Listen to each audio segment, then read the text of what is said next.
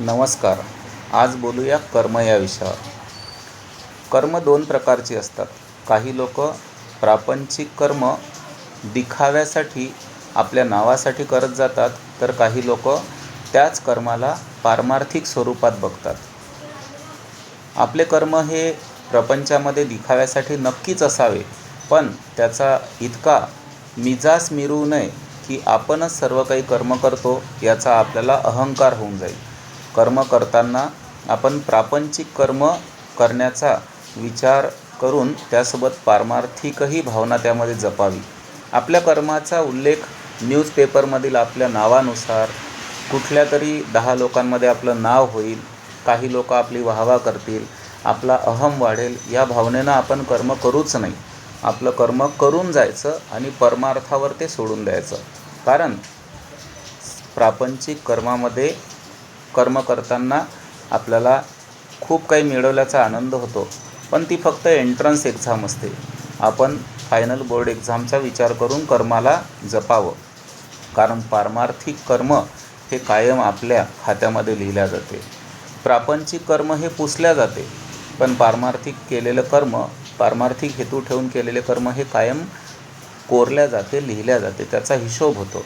म्हणून या इहलोकातल्या काही आपल्यापेक्षा ज्ञानी किंवा काही अज्ञानी लोकांकडून आपली वाहवा, स्तुती, सुमने आपल्यावरती उधळून घेण्यापेक्षा शेवटचा जो फायनल कंट्रोलर किंवा मॉडरेटर जो आहे परमेश्वर, त्याला घाबरून कर्म करत राहा.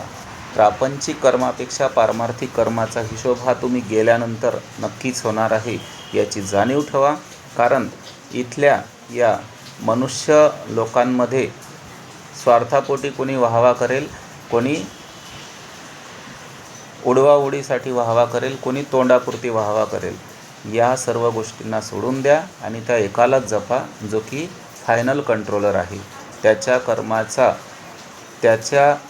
कर्माचा लेखाजोखा तो बरोबर प्रत्येकाचा तिथे ठेवत असतो. ज्याचा त्याचा कर्माचा लेखाजोखा त्याच्याजवळ नक्कीच आहे.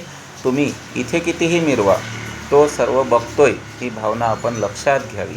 कारण त्याच्या स्क्रुटिनाइज ऑब्झर्वेशनपेक्षा, त्याच्या सूक्ष्म निरीक्षणपेक्षा कोणाचं सूक्ष्म निरीक्षण नसते. इथे तुम्ही कितीही उड्या मारा, तुमच्या उड्या ह्या इथेच जमिनीवर राहणार आहे. पण इथे पावलोपावली चांगलं कर्म करत राहा, बीजारोपण करत राहा आणि कर्म केल्यानंतर त्याचा गाजावाजा न करता सर्व त्याच्यावर सोडून द्या. हेच खरे कर्मशील राहणे आहे. धन्यवाद.